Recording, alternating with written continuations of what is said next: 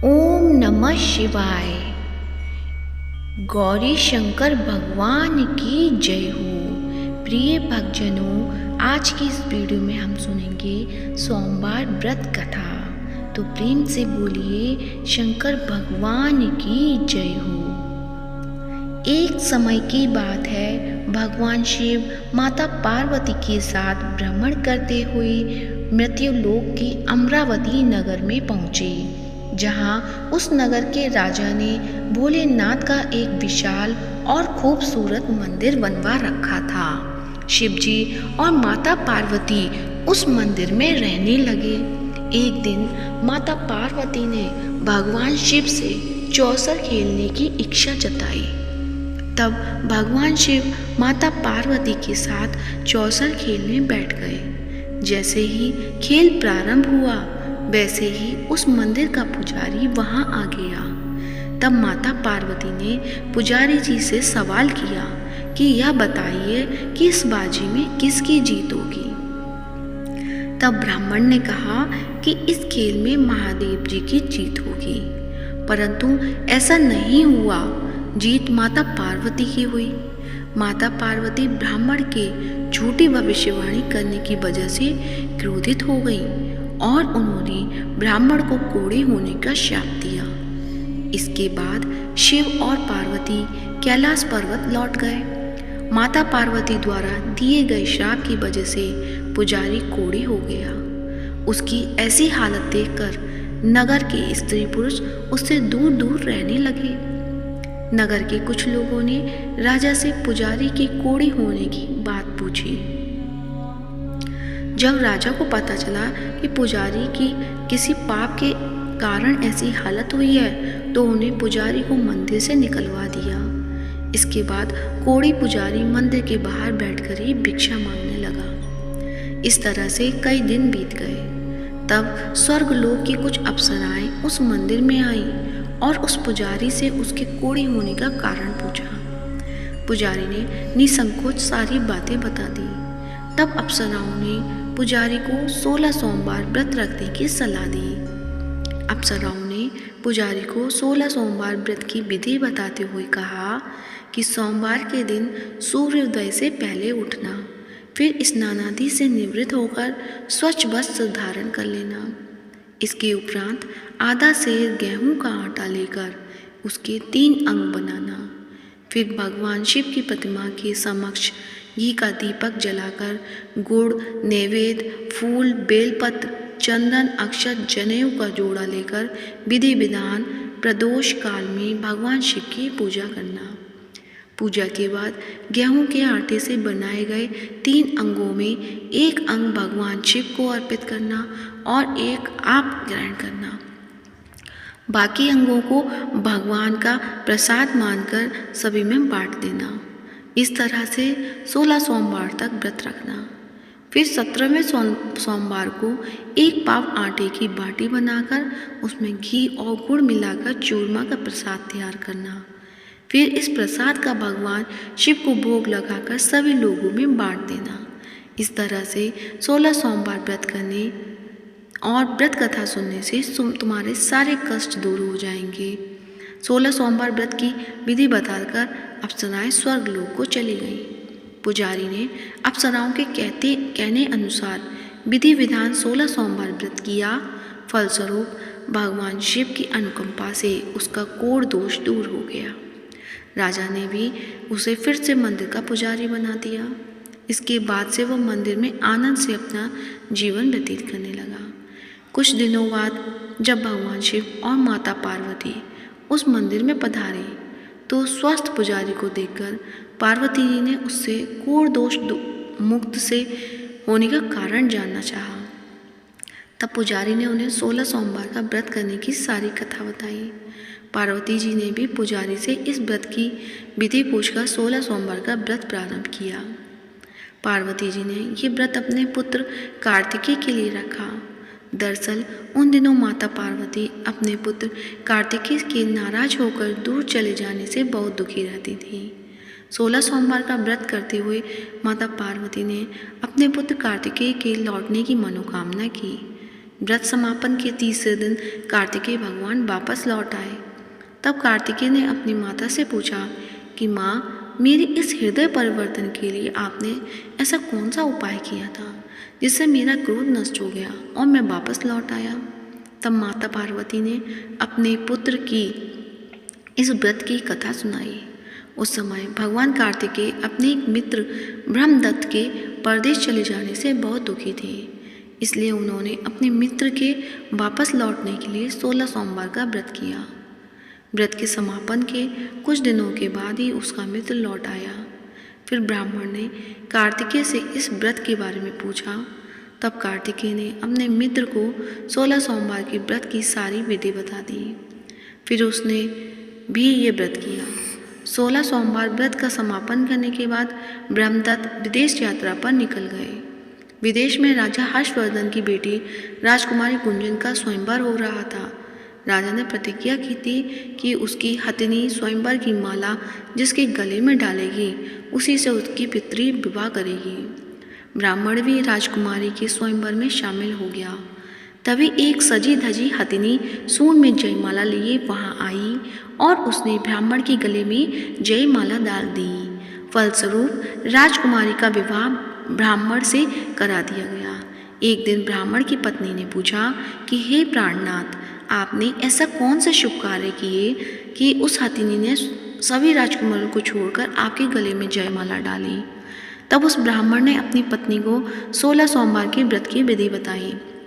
इसके बाद राजकुमारी ने भी पुत्र की इच्छा से 16 सोमवार का व्रत किया। कुछ समय बाद भगवान शिव की अनुकंपा से राजकुमारी को भी एक सुंदर और स्वस्थ पुत्र की प्राप्ति हुई, जिसका नाम गोपाल रखा गया।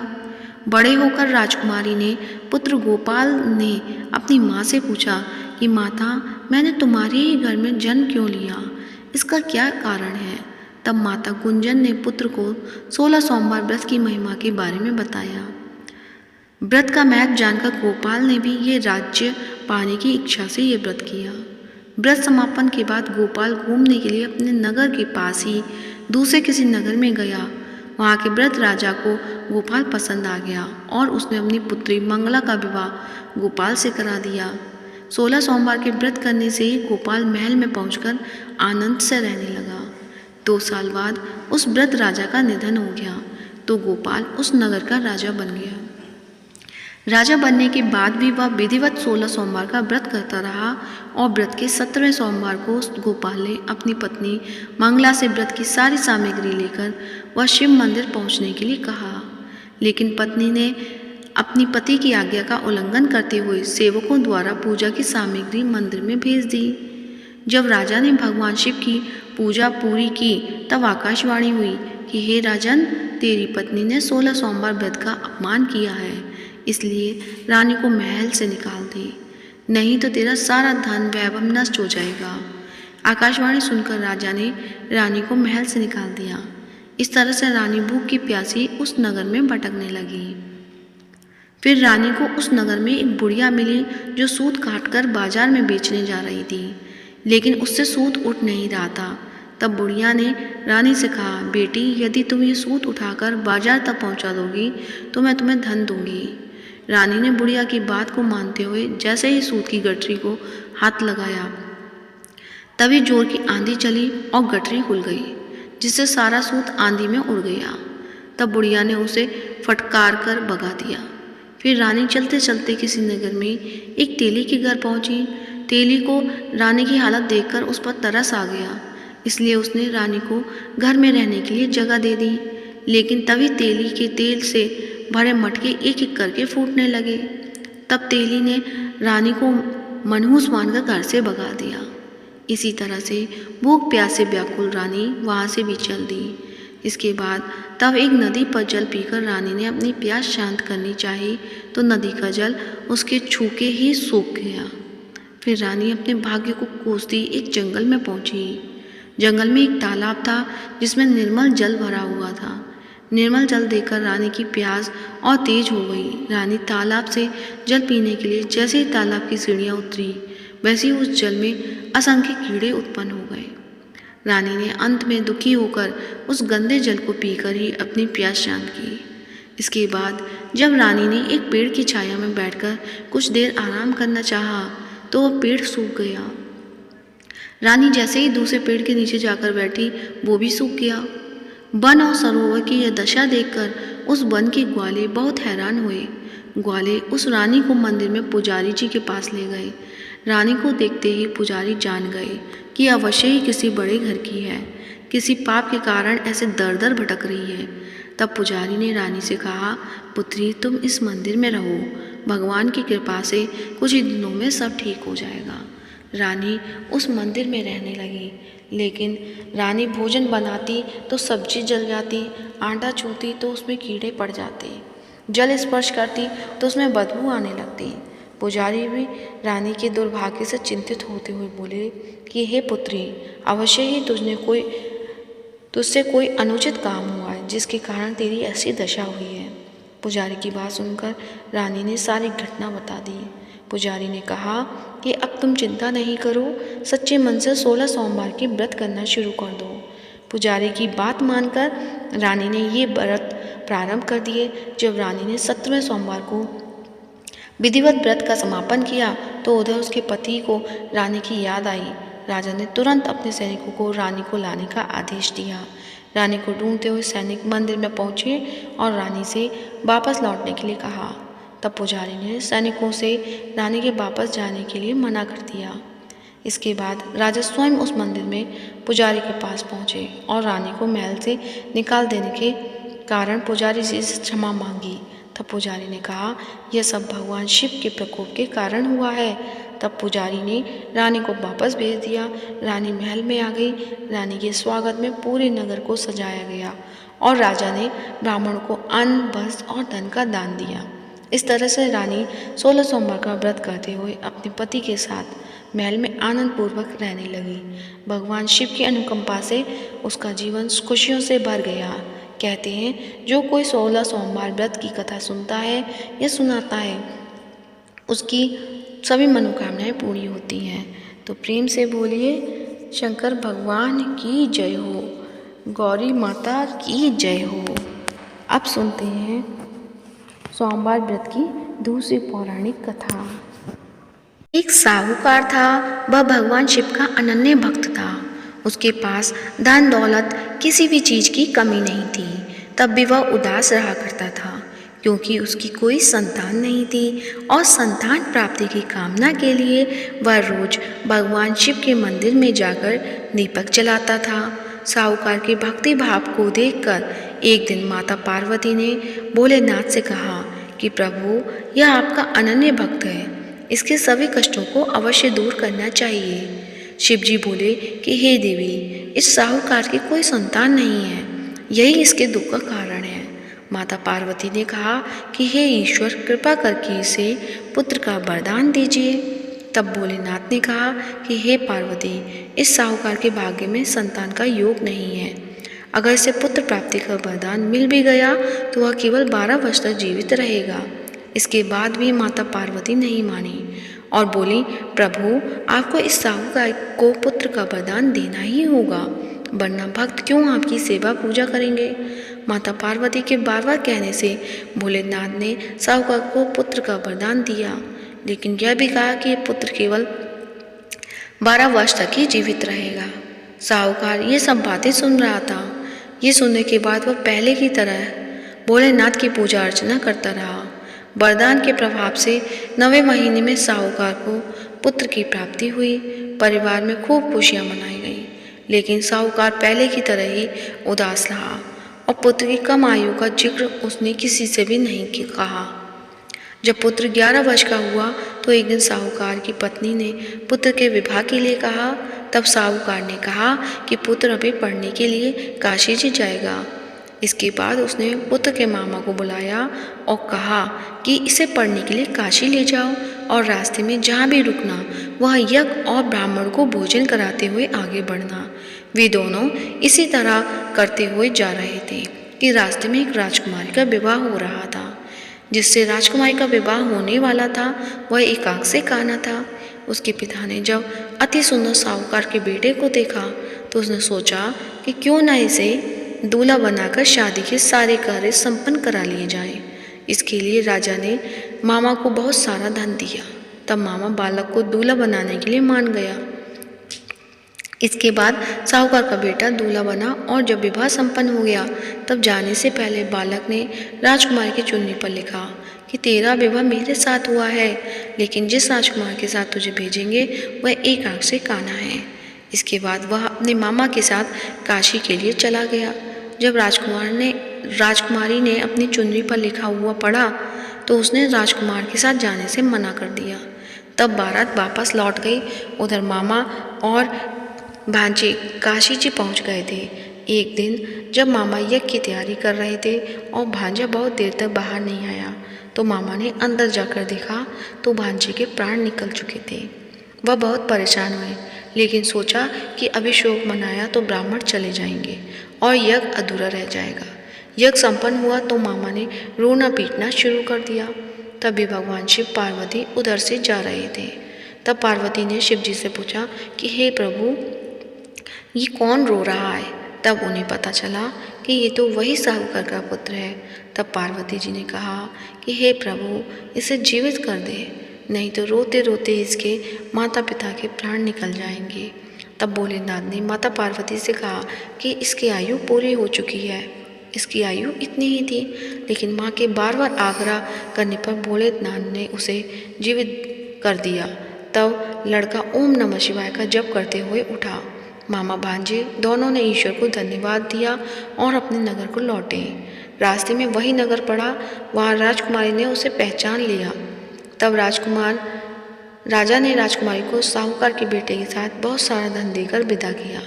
उधर साहूकार और उसकी पत्नी छत पर यह प्रण करके बैठे थे कि यदि उसका पुत्र सकुशल न लौटा तो छत से ही कूदकर अपने प्राण त्याग देंगे। तभी लड़की के मामा ने आकर साहूकार के बेटे और बहू के आने का समाचार सुनाया, लेकिन वे नहीं माने। तब मामा ने शपथ पूर्वक कहा कि तब दोनों को यकीन हो गया और दोनों ने अपने बेटे बहू का स्वागत किया। उसी रात साहूकार को स्वप्न में शिव जी ने दर्शन देकर कहा कि तुम्हारे पूजन से मैं प्रसन्न हुआ, इसलिए तुम्हारे पुत्र को जीवन दान दिया। मान्यता है कि जो भी इस कथा को पढ़ेगा या सुनेगा उसके समस्त दुख दूर हो जाएंगे और उसकी सभी मनोकामनाएं पूर्ण होंगी। तो प्रेम से बोलिए गौरी शंकर भगवान की जय। अब सुनते हैं भगवान भोलेनाथ की आरती। ओम जय शिव ओमकारा, स्वामी जय शिव ओमकारा। ब्रह्मा विष्णु सदाशिव अर्धांगी धारा। ओम जय शिव ओमकारा।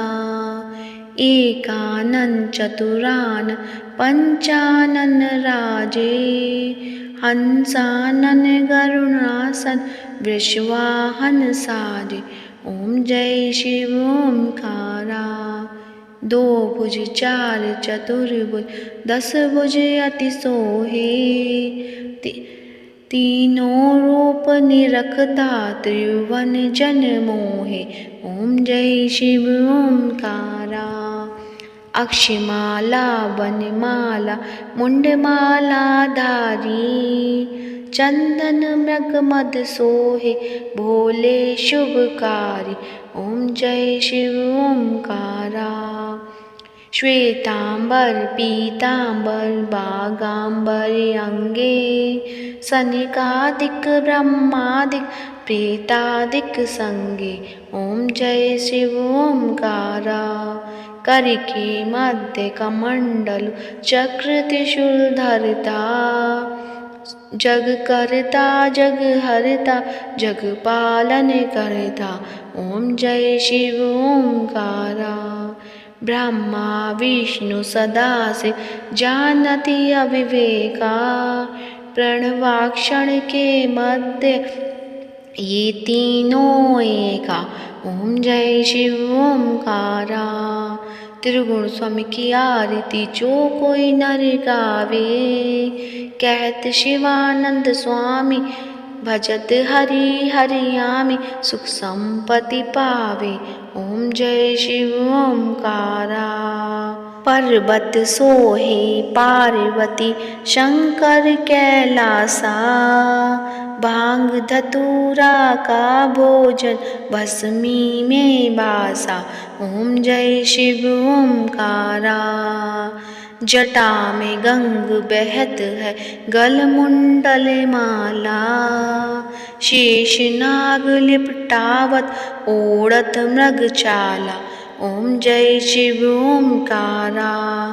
काशी में विराजे विश्वनाथ नंदी ब्रह्मचारी, नित उठ दर्शन पावत महिमा अति भारी।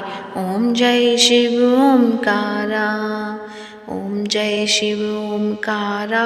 स्वामी जय शिव ओमकारा। ब्रह्मा विष्णु सदा शिव अर्धांगी धार। ओम जय शिव ओमकारा। तो प्रेम से बोलिए शंकर भगवान की जय हो। आज की वीडियो अच्छी लगी है तो इसे लाइक कीजिए, ज़्यादा से ज़्यादा शेयर कीजिए और चैनल पे नए हैं तो चैनल को सब्सक्राइब जरूर कीजिए। और कमेंट बॉक्स में भगवान भोलेनाथ की जय हो, माता पार्वती की जय हो, गौरी शंकर भगवान की जय हो अवश्य लिखें। हर हर महादेव।